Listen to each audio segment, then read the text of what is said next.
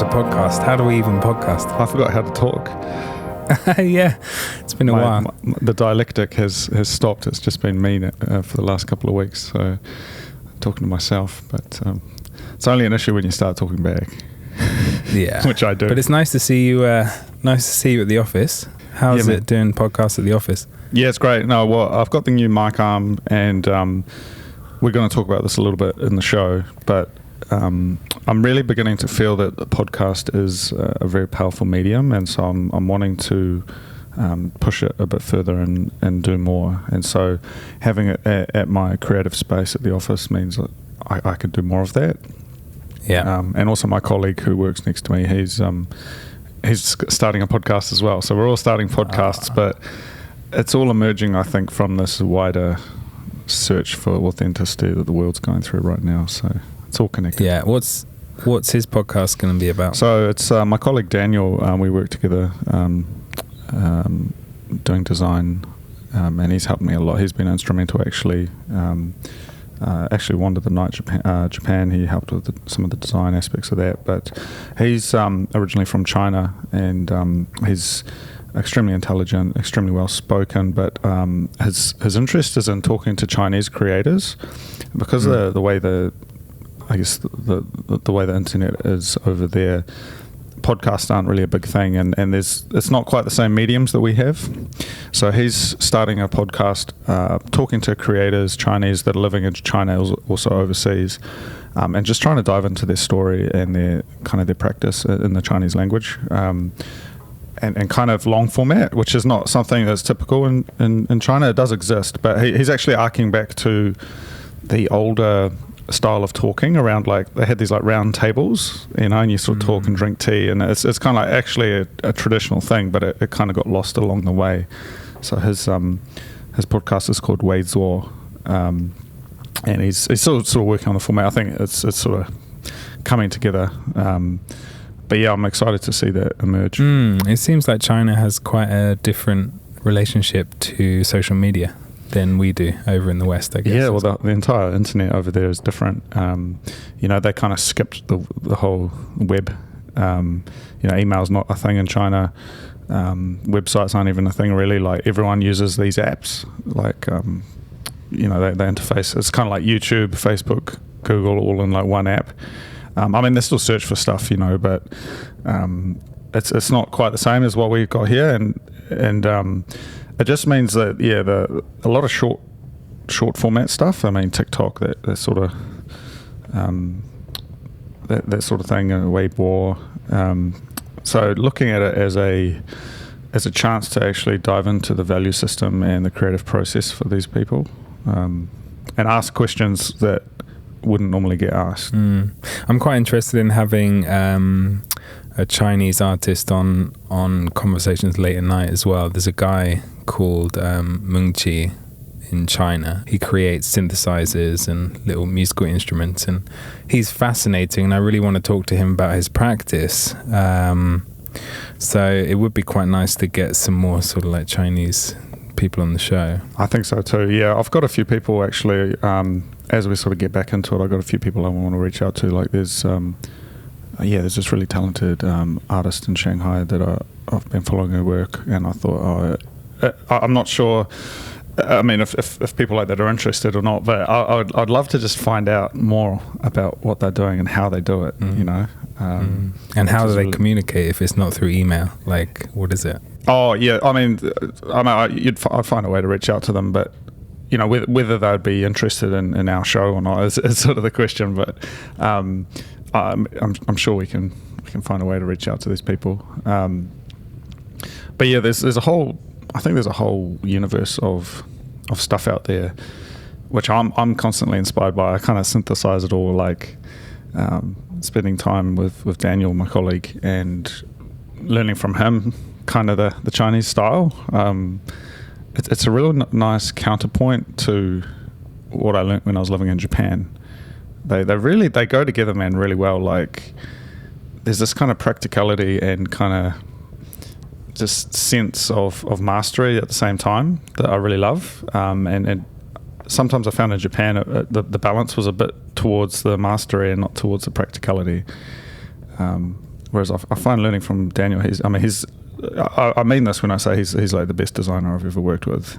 And we didn't meet, we met in like New Zealand in the middle of nowhere. So like, it's quite a strange coincidence, but he's so talented, and his approach to work and everything, it just sort of meshes so well with what I'm doing. I'm quite interested in this difference between practicality and mastery there. What do you mean exactly? So actually, I was recently talking to someone about this book. I think it's called The Beauty in Everyday Objects.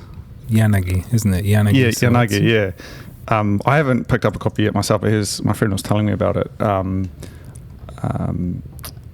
And it was sort of talking, the beauty of everyday things, and it's talking about this kind of reverence for tools and kind of the process, and it almost becomes like it's like a museum object. You can't get in there and do the work that you need to do, and I found that, I don't know, how do I even explain this? Like the tooling that you use, whether you're making chairs or building, making music or whatever, the tooling that you use needs to be functional and practical. You need to be able to deploy it, and you need to be able to do it under any circumstance.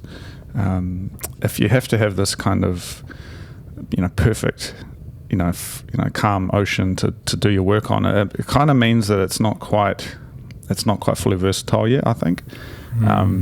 And so, like, boiling it right down to its most simple elements, like, what do I need to create?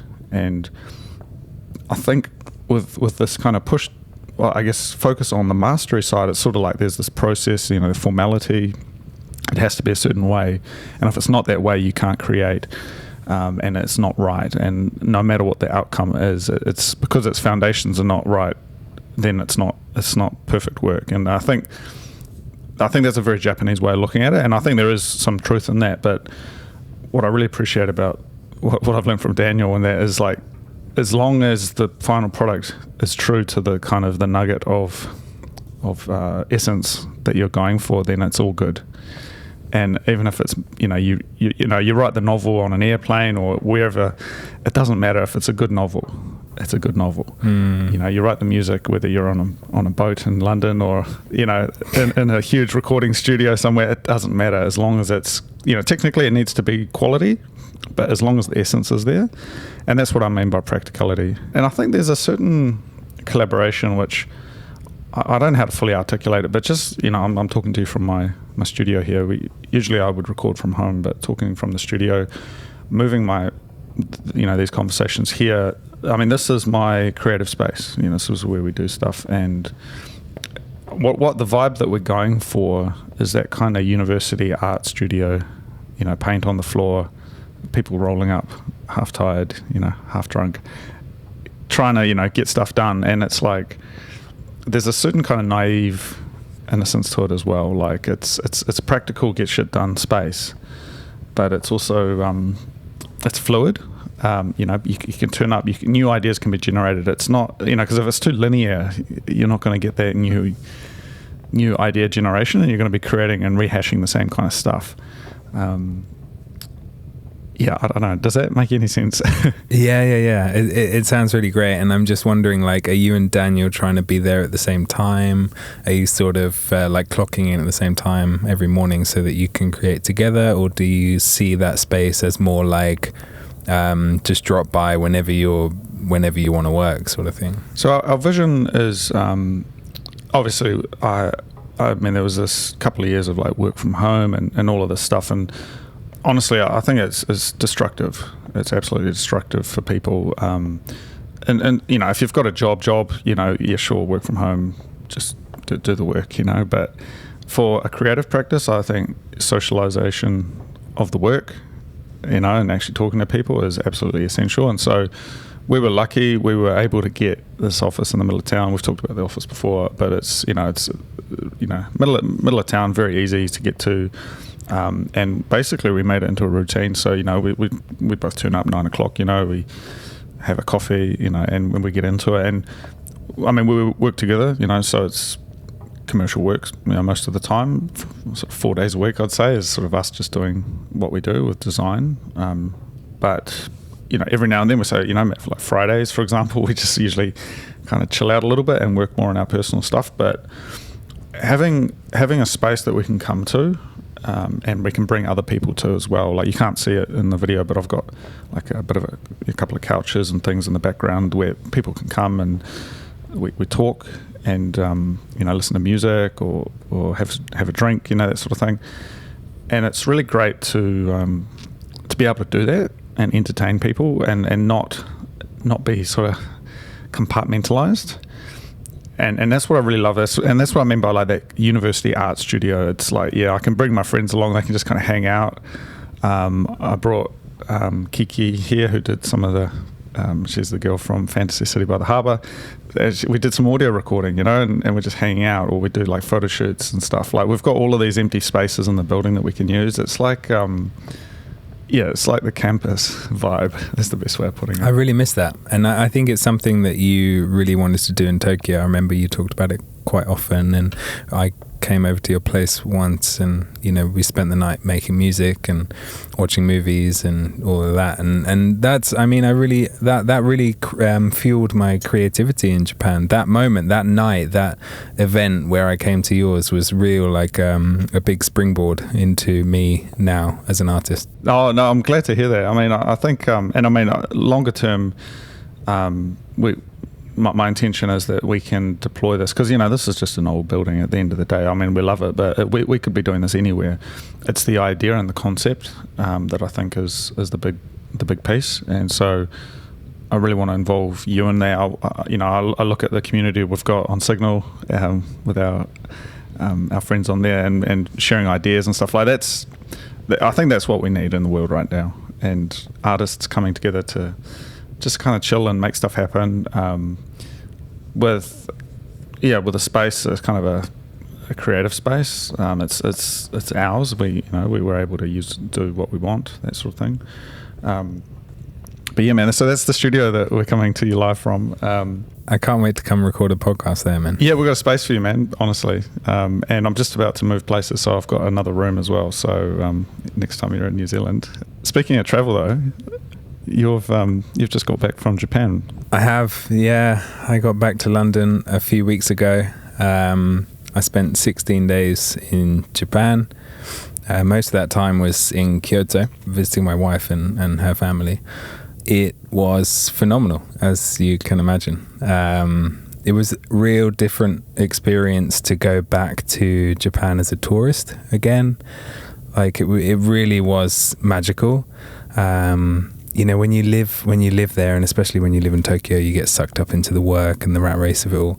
But going back as a tourist, I really felt a lot of freedom, and really, I sort of leaned into being a typical tourist as well. Like, when I was living there, I wasn't interested in visiting temples. I wasn't really interested in going to, Kinkakuji or Kiyomizu-dera or something like that. That wasn't what I wanted to do, and it's not what I really like to do when I live in a culture. I like to get more sort of local stuff. But going back this time, I really lent into sort of being a tourist, and made sure that I went around to visit loads and loads of temples, and sort of had these quite profound experiences in Japanese gardens, and visited some temples that I've never been to in Kyoto. Just really had, I think profound is a really good way to describe it. Like, I sat in some gardens, and because there's no tourists in Japan at the moment, these temples are just empty. There's Japanese people, and even then it's only about 6 people in this whole temple, because I was there during the week, so people were mostly at work. It's really empty. I went to Sanzen in Ohara, north of Kyoto, and just absolutely loved it, man. Like, in Sanzen in Ohara, we were wandering around the temple grounds there, and there's this beautiful huge building. It's absolutely massive, and we found in one of the hallways in this building, we found a sound art piece by a sound artist called Yoshi Horikawa, Japanese sound artist, and I've sent you his music before. I'm a really big fan of his, and I didn't know this it was like a little installation in this temple, and I didn't know it was there. We completely stumbled upon it by accident, and it was this little pillow on the ground, and there was a pair of headphones next to the pillow, and you just had to put the headphones on and you had to look out at the garden and listen to the soundtrack that Yoshi Horikawa had made. And seriously, man, I'd entered another dimension. My mind was blown with this gorgeous soundtrack that he'd made, and he'd recorded sounds from the garden, and the piece began with this beautiful meditative sort of like waves of sound, like, you know, washing over you, and then slowly it built up and it just got really intense. And the whole time you're just staring out at this beautiful, serene Japanese garden. And there were some frogs in the garden, like some real, you know, live accompaniment by some frogs in the garden. And man, the whole thing was just insane. And I just got so inspired sitting there, and I was like, I want to do this. This is what I must do. So basically I had this massive idea for a series, you know, music for Japanese garden or something like that. That's great. How long had it been since you had been back? It was about a year and a half since I'd been back. And that was a really good amount of time to sort of really miss Japan again. Like, you know, I went back with this list of just everything I wanted to eat and everything I wanted to do. You know, it was a good enough amount of time to sort of feel a little bit of nostalgia for Japan. And I'm really glad I did it. Like, the flights were insanely expensive, disgustingly so, but it was completely worth it. Absolutely, yeah, loved it. Oh, I'm glad you enjoyed that. And it would have been hot, I'm assuming. It was, yeah, it was a lot hotter than London. Yeah, I can tell you that. There's something about that sort of summertime, or I guess early summer, there's something about the heat that kind of comes together with the experience, I think. You know, there's no... I mean, everyone has their own experience, but with Japan, the heat, like a hot temple, you're sweating, you're under the baking blue sky, and everything's just beautiful and lush and green. You know, I know that exact feeling because we're in the middle of winter here, so I'm kind of like, I'm pining for some beautiful sunlight, you know. Yeah, man. Japan, you know, is a very different experience in like winter or autumn, spring, summer.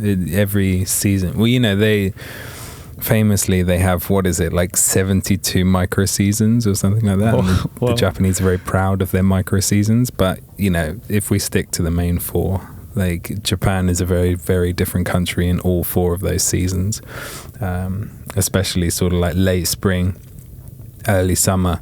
There is this sort of like nice, cool mornings, and then they really open up into these hot, humid, sweaty days. It sounds like all of the Yasujiro Ozu films are like, yeah, he got very inspired by the seasons. Well, I think in English they are, but they've got slightly different names. So it's more poetic names in Japanese, but yeah, a lot nicer than late spring and early autumn. Wow, that's fantastic, man. So you're feeling inspired. How does that manifest? How did you get? How did you capture that inspiration, and how did you bring that back with you to London? I took a lot of photos. Took a lot of videos. I discovered, I just bought, a little while ago, I bought one of these new iPhone 13s, but it has this video function called cinematic. And so when you're making a video, the phone will basically lock the focus onto what it thinks is important in the frame. And then if you move the camera, it will sort of like move the focus to what it thinks is more important as you move the camera. And it's a pretty cool feature. And you can go back and edit the focus later if the phone was wrong in thinking what was important, or if you want to change what to focus on, stuff like that. And I discovered that my phone could do this in Japan. So I had an absolute whale of a time just recording loads and loads and loads of videos. I filled up my iCloud storage, and I had to upgrade to the next level of iCloud storage because I just filled my phone with these videos. So I spent a lot of time filming out there, and I really want to do something special with all these little video clips. I made one little video yesterday, just sort of like playing around, putting some text on top and stuff like that. But I really want to make some more video series. I think my sound always should go with some moving image. I've long been interested in scoring soundtracks and to your images or to your videos or something like that, but also just thinking a bit more like larger scale thinking here. I'm a bit slower since I've come back from Japan in a sort of like stoic way. I'm a bit more, I feel a lot more calm. I feel a lot more relaxed. I've noticed that I'm talking slower. I'm sort of more methodical with what I'm saying. And I think before I went away, I was actually quite stressed and anxious and nervous. And I did notice it. I did notice it in myself, but I didn't notice how bad it was. And the first few days in Japan when I was in quarantine, because I had to quarantine for 3 days, the first 3 days, I was sort of like, I could feel the stress just lifting off my shoulders. And then coming back to London now, I've just, I'm very, very conscious that I've got to remain calm, to keep that inspiration that I found in Japan and picked up in Japan, and just like run with it and just keep going, and don't get stressed, don't get anxious, don't get nervous. So I guess I'm trying to keep happy, keep genki. Yeah, genki is that's well, I haven't heard that word in a long time. Genki desu ka. Wow. Yeah, I mean that's beautiful, man. Like with your experience in Japan, obviously you've just told us about how you sort of adapted and sort of let that anxiety drop away. But how did you find Japan? Did you find that it had changed? That's a good question, but no, it hadn't changed at all. The only thing that had changed was sort of my feeling towards it, going back as a tourist rather than a resident. And possibly that made me see things differently. But yeah, no, Japan was the same old Japan that I remember, the sort of quirky, weird thing where you have to do things perfectly right or people don't like it. But yeah, no, it's great. I had a funny experience trying to send some postcards to some friends, and I bought these postcards, and I wrote the address on the postcard, but I'd written it in the wrong place on the postcard because it wasn't very clear where I should have written the address, so I wrote it in the wrong place. And we took it to the post office, and the lady behind the counter was so confused, she just could not wrap her head around what I'd done. And obviously I'd written in English, so that was obviously the first difficult step for her. But she was it took Chia a good 5 minutes to explain to her that was the address there. And oh gosh, poor lady. But yeah, I was just after that experience, I was like, yeah, I'm back in Japan. Yeah, this is Japan. Yeah, it's the same old thing. It's time warp. Yeah, that's fantastic. Well, that's great, man. I'm really glad that you were able to do that. We'd been talking about your Japan travels for a little while, kind of leading up to it.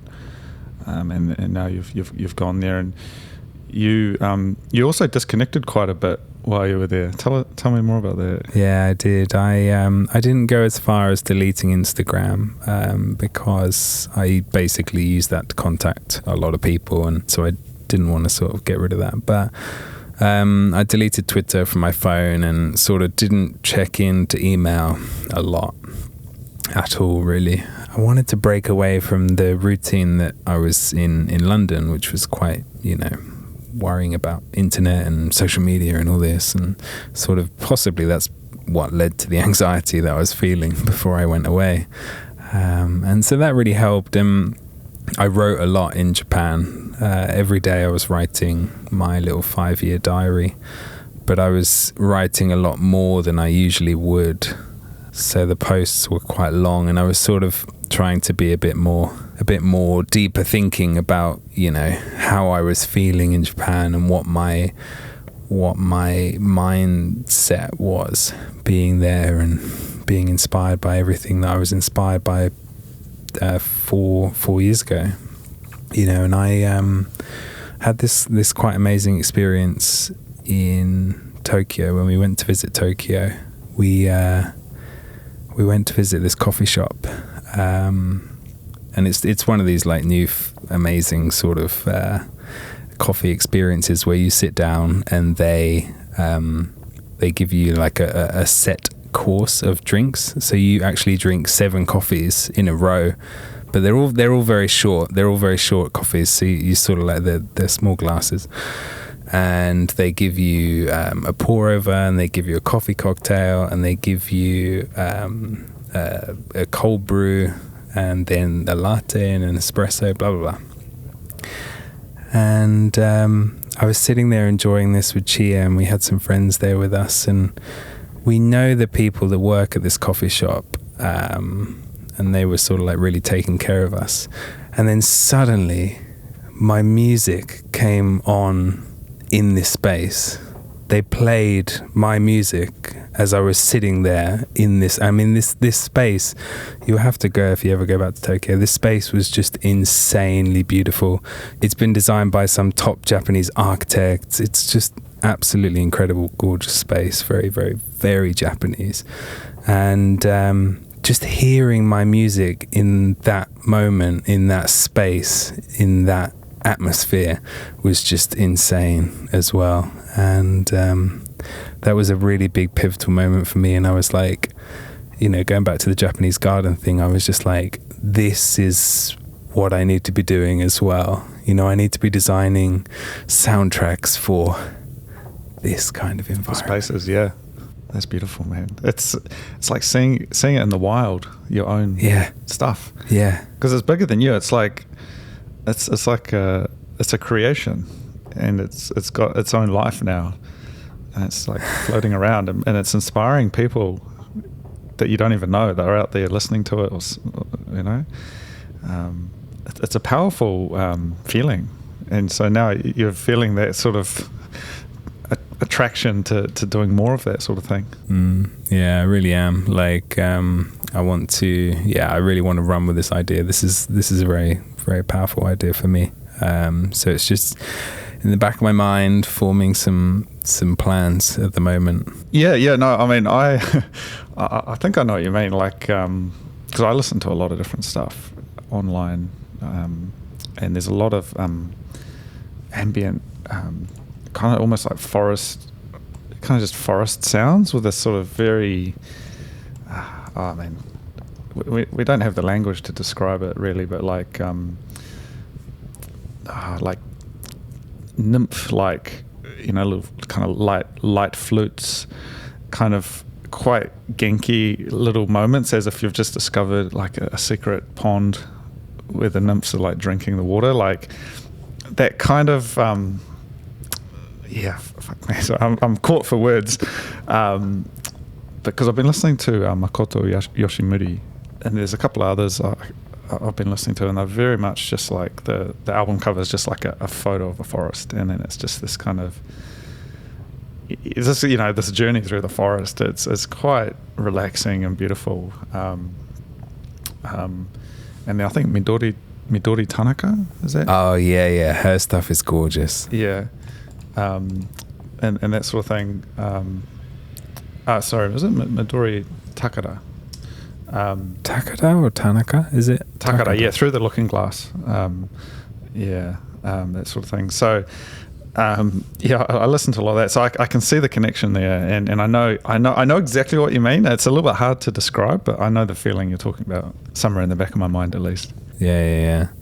So it was a great experience, man. Absolutely loved it. I really hope you can get over there soon. Actually, you need to go and explore. Yeah. It's man. It's been a bit of a interesting little while for us. I mean, we sort of started to consider the idea of getting out of New Zealand and just traveling again, but we did have some plans. I might have mentioned to you, we think, I'd like to come over to the UK and that, but we've sort of put that down for the next couple of months at least, just leaving that on the table. Just a few things didn't quite work out for timing, but I'd very much like to go, but I guess we want to approach it in a very sustainable way, and what I mean by that is not doing it out of a desperation to embrace and just kind of leave. I feel like that's not where I'm at this point. I really want it to be a voluntary move. I guess what I'm trying to say is when we go, I think I want to be able to go and be quite grounded prior to leaving, and leaving, traveling on this kind of quite positive note. And I still feel like, New Zealand is still in this kind of funny place where it's actually like quite strange. I think you would find it quite strange if you came here. Like we're still, it's as if we're in like 2020. There's still a lot of fear. There's still a lot of issues here. And it hasn't really, people haven't kind of caught up with what's actually, happening.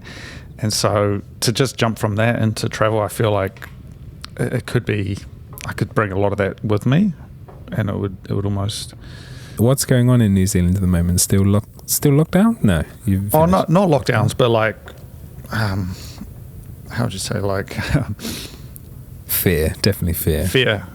Oh man, where do I even start? Like, I've had some people around me who've really helped me out, because it was, it was so bad for so long, and there were only certain places that I could go that I knew that I wouldn't be in this position where I was. How would you say? There was a lot of places that were just so draconian about the way they approached this whole thing, and I had to avoid those places. And so through that, I was quite blessed to find like a few little places that were my places, and I've really held on to them for dear life. And so there was a couple of restaurants that were like just chill about everything, and like tiny little places, and I could go there after work and write. They weren't checking my paperwork, they weren't trying to make me mask up or any of that stuff. And I held on to that so dearly, because the anxiety of like, are they going to check my paperwork? Are they going to make me mask up? Are they going to kick me out? So that literally followed me everywhere for months and months. And I felt like an outsider. And I'm already kind of a bit of an outsider, but I was like just wandering, looking for my people. And so I did find them, but it was now and then things have loosened up big time. I can go anywhere, but it's like actually, I still have a lot of reservations about going into places. Like we went out the other night to an event, actually a really nice art installation. I was like, oh man, everyone's gonna be fucking masked up. I don't want to go to this thing. It's like, because it gives me a lot of anxiety, when I can't see people's faces. And it's like, we went there. We ended up just we just went anyway, and it was all good. Like no worries, and I had a great time. But it's taken me a long time to get back into doing that, extroverted stuff, because the social response has just been so cold that it's like no one wants to talk to you, no one wants to do anything. Everyone was kind of in their own little bubble for so long. I think New Zealand, from what I hear from you, really went overboard on that sort of fear of your neighbour, fear thy neighbour sort of thing. I don't know what it feels like because I wasn't there, but in England and in America particularly, I think there was sort of a 50-50 split. There was 50% of people who just sort of like accepted the pandemic and did what they could, masked up sometimes, blah blah, and then there was the 50% of people who just went like absolutely nuts and were like, I'm going to wear 2 masks, don't talk to me, don't touch me, I'm going to put hand sanitizer over my whole body. And basically it was sort of like, you're dirty, don't cough near me, don't come near me, don't even be in a tube carriage with me, and we had some of that in the UK as well. There were I met a lot of people who were very like fear thy neighbor, but now it's gone. It honestly, man, we are 100% back to normal. It's insane. I'm doing my bit here, but honestly, it's oh man, I'm gonna have to write a book about this one day. But like there was times, you walk out on the street from my house in a suburb, and there's people on the same side of the road, and they would cross the road to get away from me. And I mean, to get away from anyone, and there was a moment there because we had the lockdown, and there was a moment there where I was I wanted to go and take some photos, and I literally was frozen with fear that, because if you didn't have a good reason for being outside the house, you would have been arrested, and I was literally oh man, I probably shouldn't, I'll just leave my I won't do it. I'll just if I go for a walk, it's okay, but if they see me with my camera, maybe they'll be like, what are you doing, someone's going to ring the cops, they see me hanging around taking photos. Like literally that was what was going through my mind, and that doesn't just go away. Like that energy is still floating around, and so it's gotten a lot better, to be fair. And I think the thing that really changed was when they dropped the vaccine passports, which was, I mean, there will be inquests, there will be history books written about this stuff, but just that absolute horror of having that in place, having that systematic, so that kind of thing to just stop people moving around, stop people doing stuff. I mean, it was disgusting, and the way it's being kind of retroactively changed, like, it was all voluntary, blah blah blah. It's like, no, it was absolutely enforced on everybody. Every cafe, every restaurant had it. I had to push and push and push to find places that didn't do it, because I didn't think it was the right thing to do. And it's all just been memory hold. And I literally have a copy of 1984 at the office here. I gave it to my buddy, and he's it's like literally the memory hole, like it's just been forgotten about. And there's so many things that are changing, and I wanted to talk to you about this a little bit as well, because I feel like we have a really important role to play in this kind of conversation. As we come out of this, it's not the same. I think Japan, bless it, has changed. Has, as you say, much of it has stayed the same. It's the same old Japan we knew. But I can tell you right now, man, New Zealand has changed, and the place I called home, I don't know, man. It's my relationship has become very different, and I don't like the way it's become. What's happening? What has it become? I just feel like the beautiful things about small New Zealand, the old New Zealand, where it's all right, she'll be right, they say, like that sort of thing. It's kind of disappeared, and maybe that's just the bubble that I'm in at the moment. But I actually started watching this YouTube channel. It's called Kiwi Farmer, And honestly, man, it almost brings me to tears watching it, because it's like just the most real. It's just this guy on a farm, and he's like, all right, we're today we're lambing, and it's just him GoProing like around the farm, setting up fences and just talking about what he's doing. And it's so real and authentic, and it's the New Zealand that I grew up with. We've got a couple of cows up on the hill there that's having trouble calving, go give them a hand, using the wire to like pull the calves out, and like just real practical, humble New Zealand stories. And it reminds me a lot of growing up, and I look at that and I'm like, that's the real New Zealand, where you help your mates out, you work hard, fuck the government. They don't have anything to do with your life, like you just do what you got to do. And I look at that and I'm like, that's the real New Zealand. And what it's become today, where it's like, we're sort of, as you say, sanitizing the whole body, and everything has become a political weapon. Language is being used against people. You sometimes don't know where you fit. I don't feel like I fit in here anymore. I don't know, just the whole thing. I don't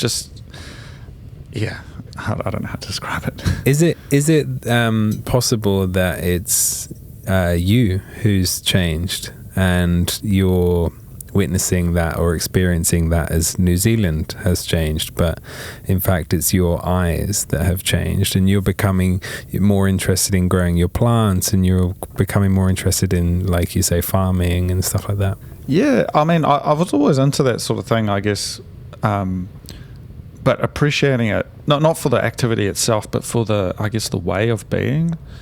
There was this certain humbleness to it, it's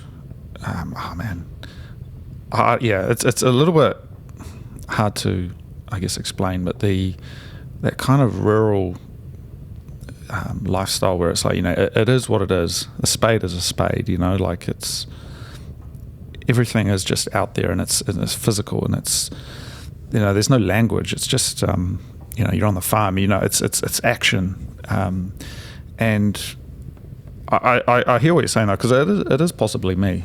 I was reading a really interesting article about some labour movements they had in the 50s in New Zealand, like the waterfront workers, had a strike, and the exact same thing that happened for the COVID stuff, the COVID response, happened back then in the 50s, where the people who were kind of striking and say, hey, pay us a living wage, they were denied food. If you were seen to get, so they were striking, the waterfront workers, 1951.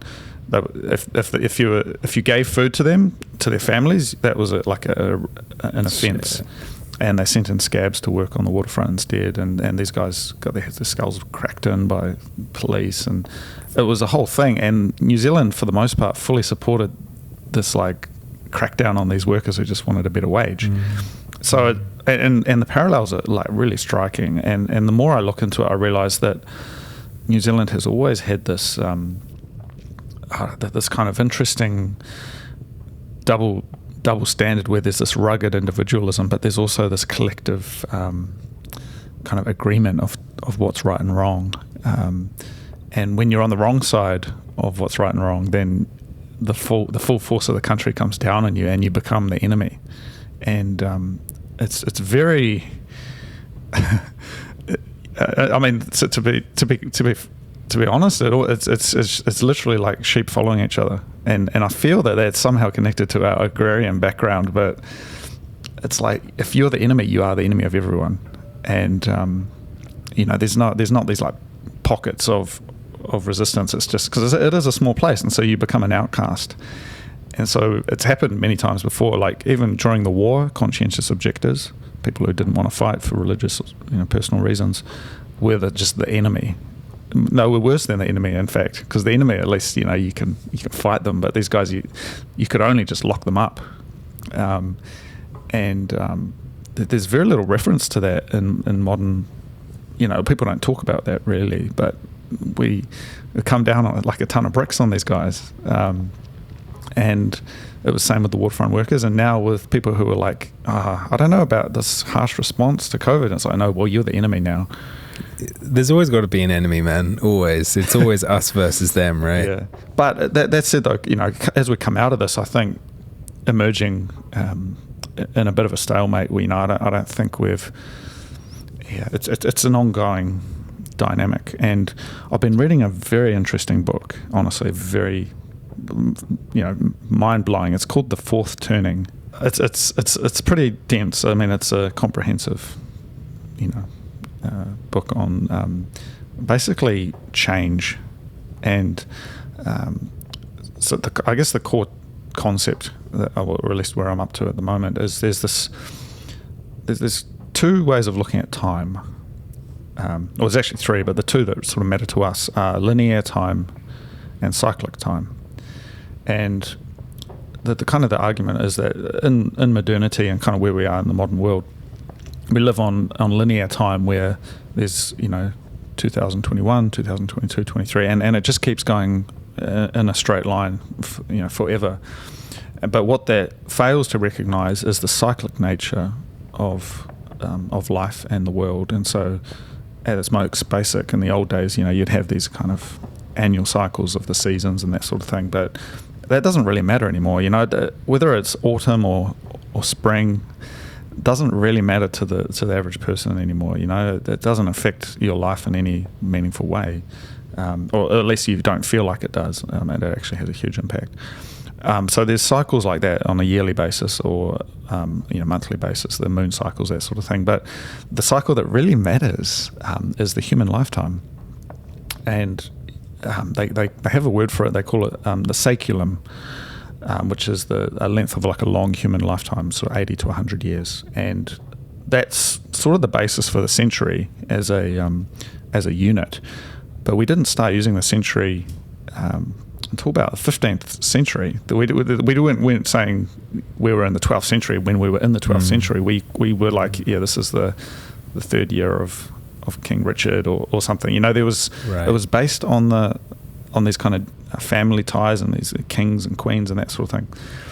And what I guess the argument of the book is that there's these 4 cycles to a kind of human affairs, and you can think of them as the seasons, and they come roughly every 100 years, which is just a little bit longer than a long human life. And so memory of the change gets lost, and so we tend to do the same sort of things again and again. And the book, which was written in like 1997, was sort of saying, look, we're coming into the fourth turning, we're coming into the winter of the current cycle, which the equivalent would have been, say, the 1929 to 1945, the Great Depression and World War II, and this great kind of changing fourth turning event. And they predicted that in 1997, they're like, mid-2000s, there's going to be a major crisis, which was, the financial crisis. And then before 2025 to 2030, there's going to be the fourth turning.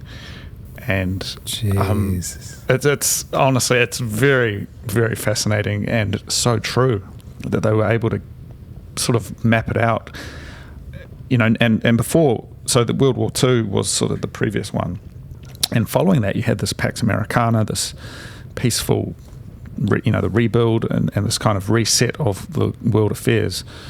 And the same thing happened, 100 years prior to that. You had, say, like the American Civil War, and then the unification of the United States. So he's talking from a perspective of the US, but and he traces it all the way back. There's the War of Independence and all these kind of cycles that happen, and then the next generation gets to live in this kind of prosperity, and then they get used to it, and then they impart different values. And so each generation, 20, 25-year generation, has these slightly different values, or actually massively different values, that mean that we follow these same patterns throughout history. And I feel like it's super relevant to the situation we're in today. Man, you're blowing my mind. I really need to read this book. So, So 2020 to 2030 is when they predicted something would... roughly, yeah. And I mean, not this isn't Nostradamus or, the Mayan calendar, but he's saying, look, looking at the history books, what happened. Basically, you've got these generations, and he talks about how the generations, even just 1 year can make a difference for a generation. So, because you can be slightly outside of, say, like the Gen X or whatever your so-called generation bracket is, but you can learn. Say you had like an older sibling, you can kind of learn from it.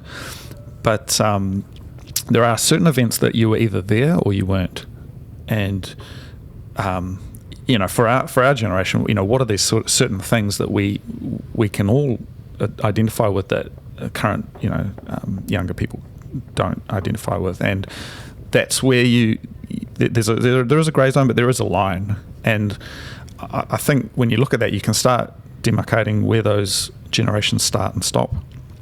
And what's happening is that we've got this kind of nihilistic end of truth, selfish, just everything sort of feels like it's falling apart. The wheels are coming off, man. I think culture is really changing at the moment. I think you just said one big reason for it is selfishness. I think we are moving towards an age of being really, really selfish, and if we look at cultures just even like 80 years ago or even 100 years ago, everything was more sort of about the community and about the sort of being part of a local community, right? In a small town or like a small rural, and now it's just like neighbors don't talk to each other, and you sort of like, I don't know, it depends. I think it's because of the move to the big city, of course. That's one reason, but living in Tokyo, I remember quite vividly that neighbors wouldn't talk to me and Chia. Like, they would sort of just ignore us. And even here in London, sort of like, people sort of like hide their faces so they don't, or they pretend not to see you so they don't have to talk to you, sort of stuff like that. And I think this is a real kind of an epidemic. Problem. That's the real epidemic. And it's interesting though, because in the old days in Japan and Tokyo, you had like the neighborhood associations, and like they had like little neighborhoods would have their little festivals, and that's like not even really happening anymore. It's just the older people doing it. It's the older people. You're right, exactly. The people who were doing it from when they were a kid, and I think there is definitely a difference between sort of these urban centers and more rural locations. I'm sure in Kyoto it's not quite the same, and in small English villages and towns everyone knows each other, but there is definitely a move towards just sort of self-sufficiency, but it's not a positive thing. It's a lot more selfish. It's a lot more negative. Oh man, you're definitely hitting on something there, because I've been thinking lately about how I can be, how I can do more for other people, and how as I do that, everything seems to get better. And I reflect on my own life and how I was quite selfish, and focused on my own stuff. And when I took a step away from that, everything seemed to get a lot better, and it became a collaborative experience, and it became, I became an enabler of other people, and I felt like that was quite a major change for me, over the last couple of years. And it's strange when I then encounter someone who's not like that, and they're like fully self-centered, and you realize that it is quite common out there still. I mean, it's just the default way of operating, but it has consequences. I've been watching an incredible another YouTube channel that's absolutely incredible. It's called Soft White Underbelly. Have you heard of it?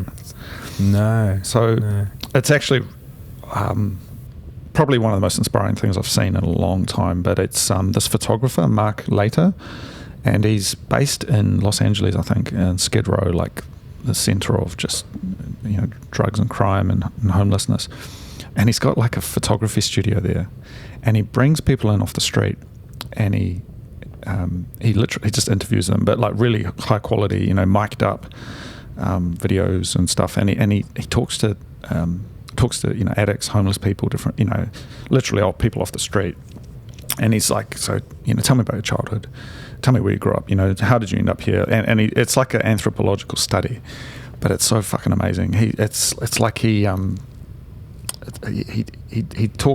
people to just tell their story, and the commonality that every single one of these people have is around their childhood. It's phenomenal, man. But there's just and he just lets them talk, and he sometimes prompts them with questions. But it really got me thinking. Like, it's these human stories, and these are the faces of this. So the kind of the consequences of this selfishness in this world that we live in are manifesting on the edges like this, and they're on the edges at the moment, but it's slowly becoming more and more clear, and even here in Wellington, man, like the amount of issues that we have, people on the street, drug and crime issues, it's phenomenal compared to where it was 10 years ago, and it feels like it's like a global thing, that everywhere it's like people who are sort of already struggling, it's just turning worse. You know what I mean? It's people who are caught up in our culture, though, in this sort of like very, very hyper capitalist culture. They sort of get, sucked in and chewed up and spat out. If you go to, like when I lived in Malaysia, you didn't see people depressed and on drugs and sort of like anxious, nervous all the time. You didn't see any of that. I think it's something about this culture and this moment that we're in the Western world, and also creeping into countries like Japan and South Korea. You just sort of it's constantly breeding anxiety, and whether that's anxiety because you don't have enough followers on Instagram, or whether that's anxiety because toxic productivity anxiety or something like that, where you just have to always be doing something, and if you're not doing something, if you're not working towards your goals in life, you're a bad person. I've been thinking a lot about this recently, actually, this toxic productivity problem, because it's something that I personally suffer with quite a lot, and I'm fine being open about that and being honest about that, but I get quite guilty about not doing anything, and just taking a break sometimes and just slowing down and watching a movie is actually quite difficult for me sometimes, because I can, in the past, I have felt very guilty about it afterwards. Like, I haven't achieved anything today. What have I done today to work towards my goals? And I realize, one, I cannot be the only person who feels like this. This must be a common thing.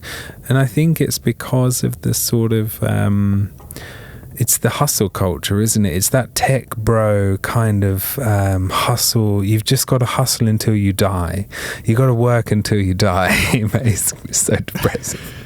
Oh man, there's a lot to break down there. Can I jump in? Yeah, I'm sorry. I've just vomited everywhere. Let's be clear. So, I mean, the C word, capitalism. I mean, there's discussions around there. I think putting that to one side, though, I think being able to be in direction of your life in terms of what you do with your work and that sort of thing, that is a clear winner. And my concern is actually that things are swinging the other way and that we're moving towards communism. And that's a whole nother story where you don't have agency. And I'm starting to experience that actually in New Zealand. New Zealand has a long history of socialist policy and kind of government reaching down into people's lives.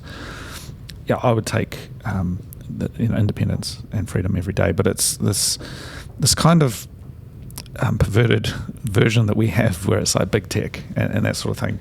But anyway, what you're saying, you talk about toxic productivity, but I mean, yeah, watching these interviews with, going back to the soft white underbelly, watching these interviews with these people, that they all have this hole in their heart that they're filling in different ways with drugs, prostitution, substance abuse, all these different things. And what was really really interesting, I was watching this late last night, just a whole series on crack cocaine and what that means, and I realized that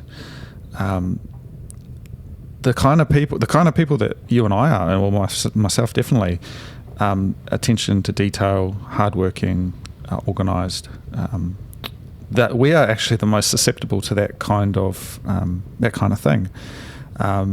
But we're in a situation where we haven't been exposed or needed it, and so, but it can come and get anybody, and that's what it was really morbid to watch in a way, because I can see myself in these people.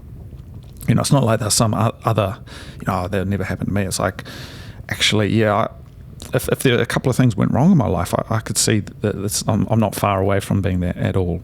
And I'm very lucky that I've got a family support network, all of that stuff. But it's like, these are people who don't have that. And this like the bottom, this sort of the bottom of society has just kind of opened up and fallen out.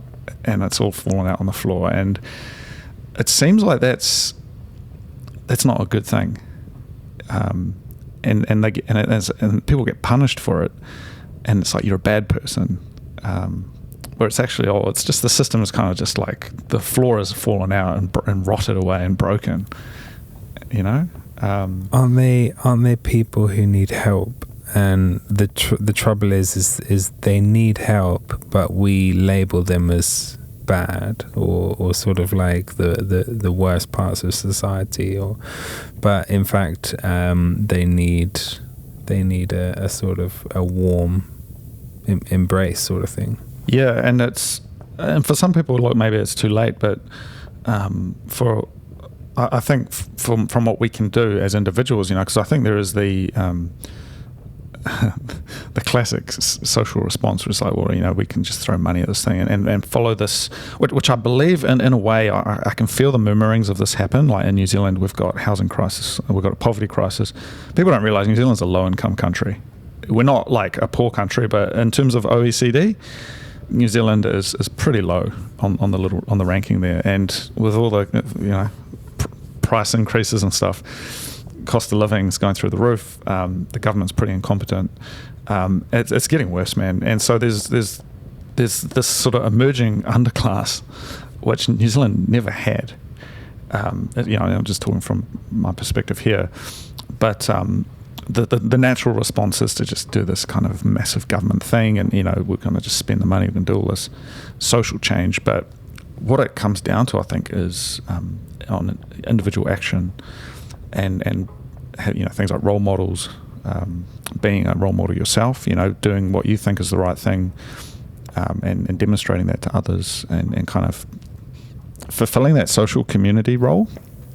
And I really, after watching like hours of this software underbelly, I thought, man, I could do this. Like I'm doing the photo thing and architecture, and I still love that a lot. But what he's doing, like that's I have so much respect for that.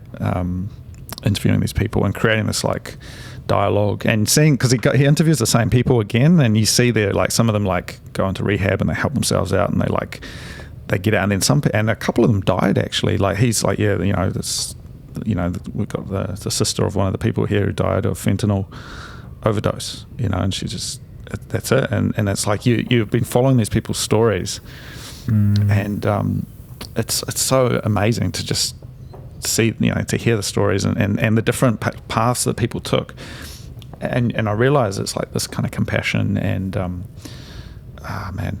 So I say compassion, but it's been politicized, that word, in this country at least. And so it's like the right thing to do from the outside seems like it's actually kind of bullshit.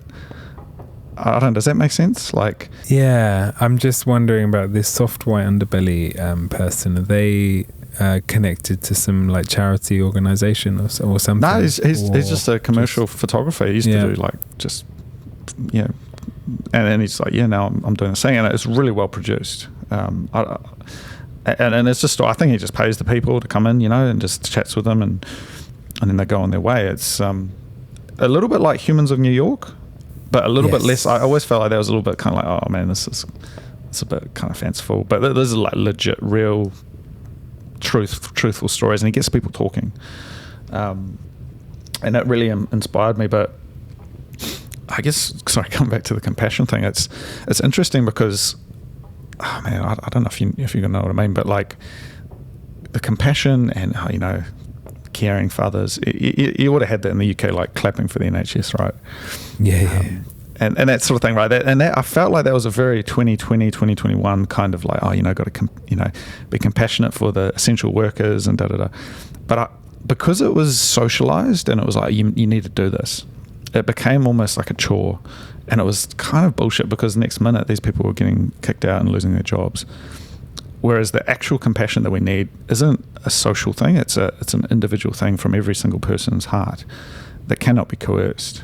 You have to want to do it. And I think that's the kind of two differences. It's like telling people, oh, look, we need to be compassionate towards these people, and you know, you need to care, compared to creating a framework where people instinctively understand that caring is important and love is important.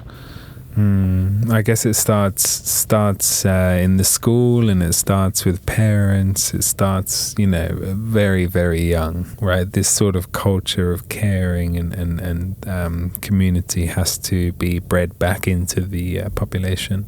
And you know, a lot of people would say, "Oh, it only starts with the school. We need to do, we need to teach children this." But it doesn't matter what they're being taught at school if they go home at the end of the day and their parents are sort of like screaming at each other and, you know, drinking all night or something, whatever.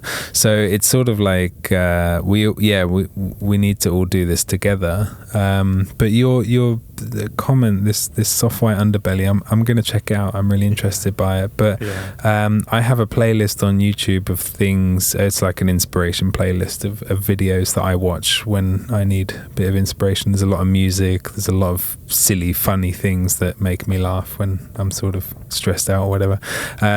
But one of my favorite videos on that playlist, and it's a playlist of like 200 videos.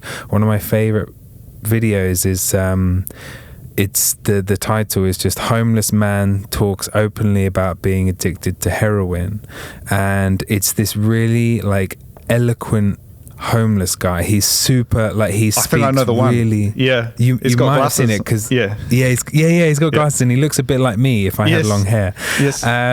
And you know, he just talks about the struggle of waking up and just being addicted to this. It must be awful to be so addicted to that, because, you know, I feel like I've got quite an addictive personality. To be so hopelessly addicted to something like heroin must be awful. Oh man, it's awful. Fuck. Yeah, I mean, I definitely this guy's videos, I wouldn't put them on the inspiration playlist. They're pretty sobering, man. I know the exact video you're talking about. I've seen it myself, and so this guy's work is similar to that. I think it's a different guy who's been doing those sort of street interviews. But the thing about these, and that's what I'm saying, like for you, man, like I know, and for me as well, it's like if we were in that situation, we'd swap with that guy. Like we would be in his shoes, because the energy and drive that goes into our work and our creativity is also something that can be used against us. And so a lot of these people, and a lot of musicians and stuff, are struggling with drug addiction, just for this, you know, for the fact that they're a musician, you know, and they're a creative person. And so it's this like symbiotic, in a very dark way, a symbiotic relationship. I look at that and I think, fuck, you know, that's so hard to get out of, you know, these especially these hard drugs, and the availability of them, and just everything. I've become very interested in what that means, because that is happening in New Zealand as well, and just the way it changes people, and it becomes the only thing that matters, and I feel like there's work there to be done, to be the light at the end of the tunnel for people, for young people, and I feel like I feel a lot of responsibility. I don't quite know how to articulate it, but seeing what this guy's done with the software underbelly and other people in this space, I think, I've got a lot of responsibility to do good work, and to kind of give back in a way that scales, like being as an individual, helping others, but also creating frameworks and systems that actually help build a better world. And I feel like in a roundabout way, like the generation that I feel like now we're in, which wasn't clear what our generation's sort of mission was, but as the kind of emerging leaders of the world, people who say 25 to 40, that sort of age range, I feel like the world that needs to be rebuilt now is going to rest on our shoulders. And what does that even mean? Because it's like we've always been sort of followers. People our age have never been in leadership positions. We're not really, leading countries or companies or that sort of thing. I mean, there are people. I mean, even the Prime Minister of this country is within our bracket and arguably doing a horrible job. But people who are, I think, going to emerge from this are going to be the ones who create the new world, and it's quite sobering to think what that means, because it could go either way. It's scary. I just hope it's not Elon Musk who's good point. The future looks like, because I'm a bit worried about him. But yeah, man, so I guess sort of that, wrapping up that side of it, I feel a deep responsibility to create and to kind of do the right thing, not just doing it for myself, but doing it for others. Yeah. Do you have any ideas of what that looks like yet? Well, I mean, continuing my creative practice, for sure, because I feel like that's something that brings a lot of people together. It's help. I think it's helped some people. It's 100%. It's collaborative, It's not about me anymore. Like I kind of want to make it about other people. Like I'm just facilitating it, kind of thing. And I do definitely want to continue with that. I think continuing to read and kind of build knowledge around what we're going through, because it's meta. That's the thing. It's like we're literally going through the revolution of our times, like the fourth turning, the Great Reset, whatever you want to call it. But this is happening. This is real. Things, the kind of the easy life that, say, my parents had, so quote unquote easy. We're not going to get that. We for better or for worse, we're going to be rebuilding the world in a new image, and I think that's to come. And what that looks like, if that is sort of the dystopia that we're sort of mulling over at the moment, then so be it, and I'll fight that. But there's also the opportunity that it's going to be a better world, and just like after World War II, things got quite a lot better. There was a lot of destruction that went into that, but that led to this new world order and relative peace for a little while, at least. Maybe that's what's going to happen. Systems will change. The world will be fluid and change in form, as all things do change. But yeah, sorry, I don't know. That was great. That was a cool tangent. Yeah, we just went off on that one, didn't we? Yeah, it's big though. I mean, I think about this every day. I didn't used to think about it, but what is my, as an individual, what is my role in making a better world? Yeah, that's a big. I think we could all do with thinking about that a bit more, as a culture. What can we do to make the world a better place? just taking care of, how much waste we're producing, or how much meat we're eating, or how much sort of plastic we are taking from the coffee shops, and all this, and like we are going into that side of things a bit more deeply. We are in this changing time when the world is becoming a lot more conscious about sort of how much waste we're producing, and that's fantastic to see, and hopefully it's in time for for the world, and not to make any more damage. Yeah, well, I came up with this concept that I've been thinking about a lot lately, which is, think of it as sort of boxes in my life, where I put these different things, right?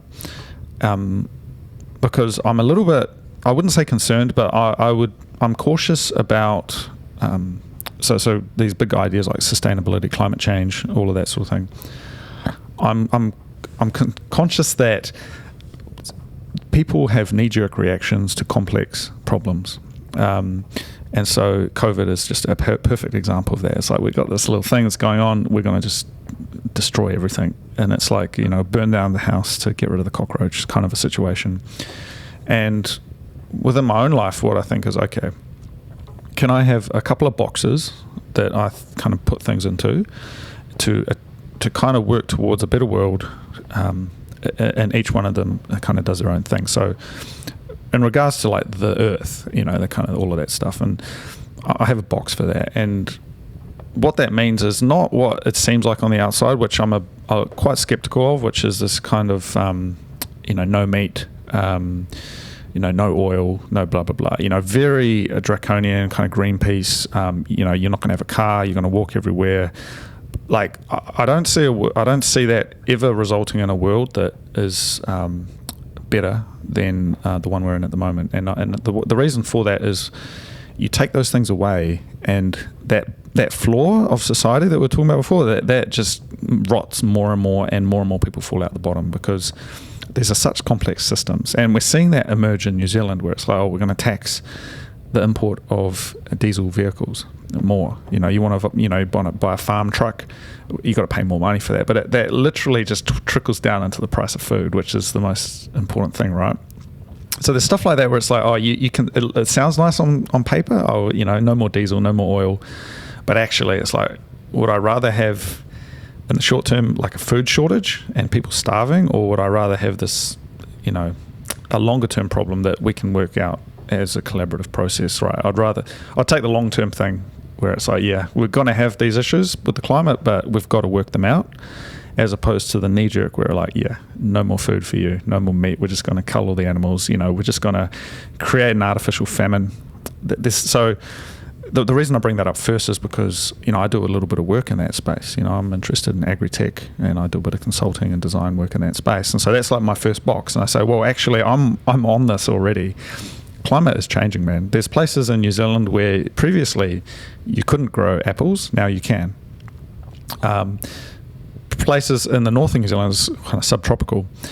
That subtropical belt is like slowly growing, so you can grow kiwi fruit and mangoes and things more and more south than you were previously able to.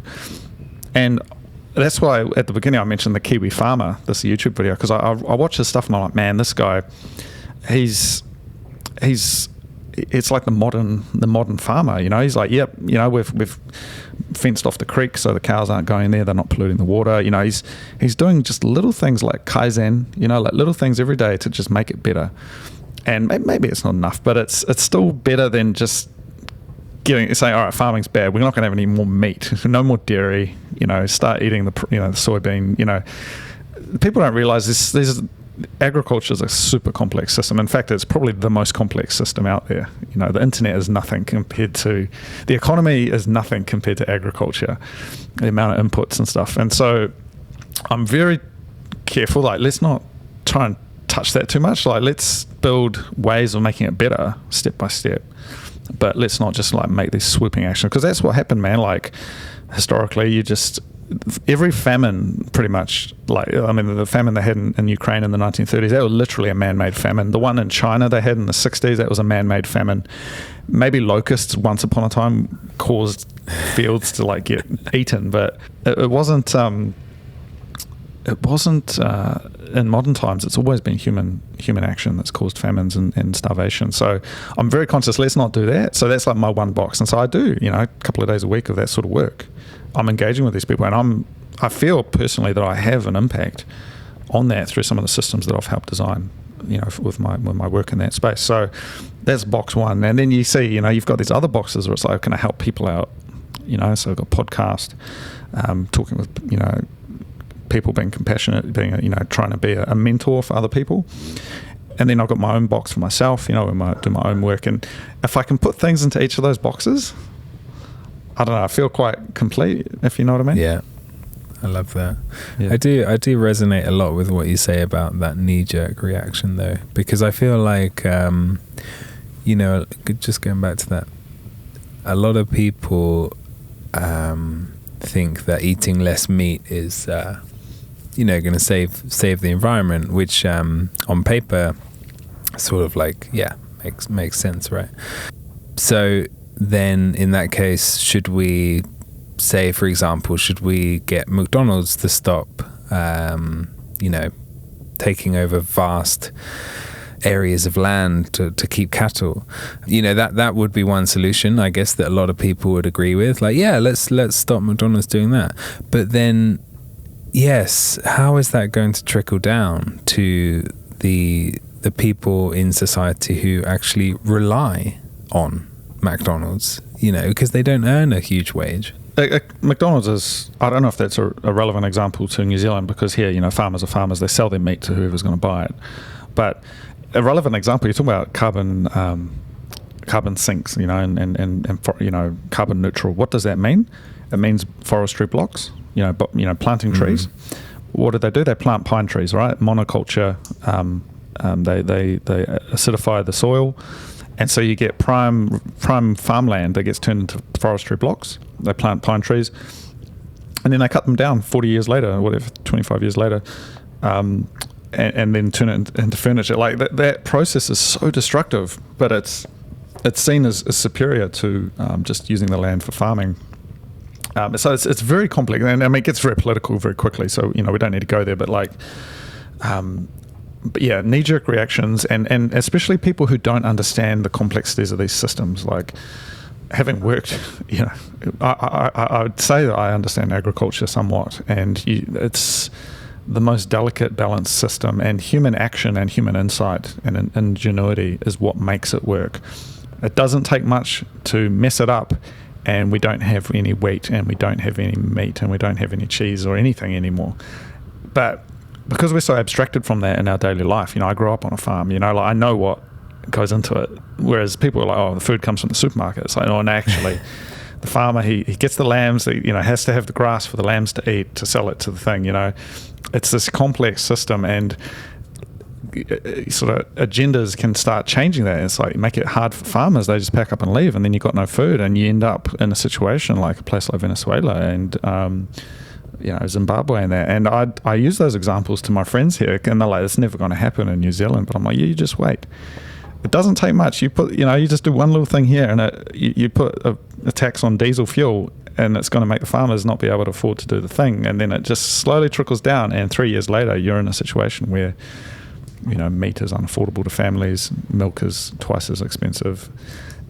And that rotten floor of society just starts getting bigger and bigger, and people fall out the bottom, Well, hopefully they'll be offering some kind of like initiatives to these farmers to, I don't know, upgrade to sort of electric vehicles or something. But I don't imagine the technology is there yet to have an electric combine harvester. I mean, I'm sure that doesn't exist, right? An electric tractor. It's looking at it. I think it's looking at it the wrong way, man. It's like, yeah, you can electrify everything, man, and that will happen. It's literally already happening. The amount of Teslas and like Nissan Leafs and that I see driving around, it's going to happen eventually, especially with where oil prices are going. But it's when when you say initiative, the thing that comes to mind for me is like, well, just don't do anything. because if you literally, if you just leave it, the price of fuel keeps going up. Yeah, people will just be like, yeah, I had enough of this, I'm going to do it on my own. But it's when you start forcing people to do stuff, that's when it really gets iffy. And I think, not to go too far down that route, but I think, if anything, the last 2 years have taught me is like, forcing people to do stuff doesn't create good social outcomes. No matter how good you think it is for them to do it, it's like a child, it's like you force them to do it, they're going to hate it and they're going to hate you. But if you create an environment where it's like, actually, look, we're all in this boat together, let's get through this, people come together and they make the right thing happen. And that's kind of the world I'd rather live in. I don't want to be in an authoritarian world where it's like, got to follow the rules that are being prescribed to me by these people. But I'm getting on my political bandwagon now. I know it's bad for the vibe. No, this is Conversations Late at Night. Yeah, so I mean, I think about this shit, man, and I feel it's like I got a responsibility for it, and I'll try my best to do the right thing, but sometimes it's not clear what the right thing is. So, it is quite murky waters. But I'm so glad that you said. You just dropped into conversation somewhere back there. You said the word Kaizen, and Kaizen means, what is it, like gradually getting better? What is it exactly? Gradually getting better? Yeah, like gradual improvement, like kind of gradual improvement. Yeah, through sort of like reiteration, doing something over and over and over again until you get better at it.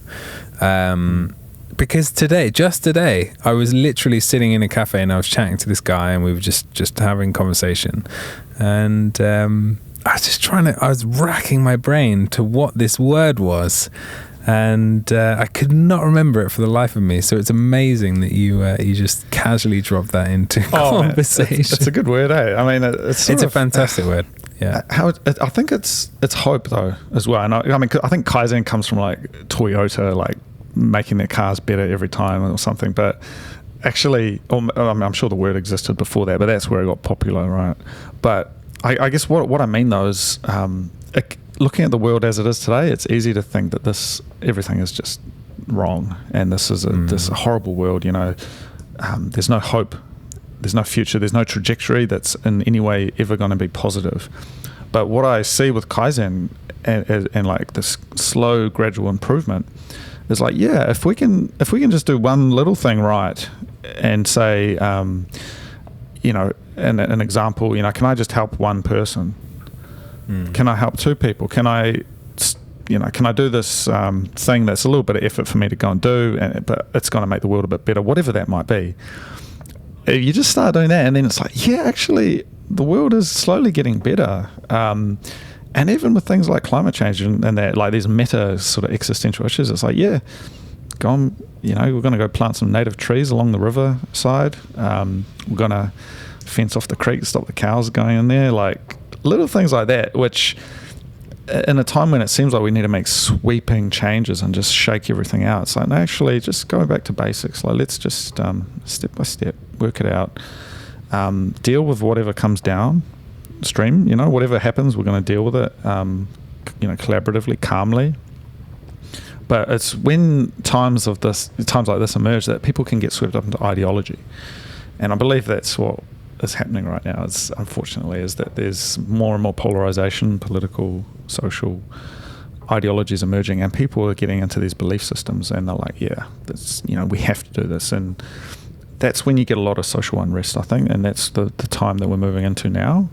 And so I think dropping ideology, I think Jordan Peterson talks about that, but like dropping ideology, don't subscribe to anything like that, and just do what is right and what is right. Love other people, be a good person, take it easy, don't stress, and it's all going to be okay. And that's a really nice way to end the episode. Yeah, that's fantastic. That's great. I think we all should take care of the people around us, take care of ourselves, especially take care of ourselves recently. We've all been through quite a horrendous 2.5 years, so I think it's important,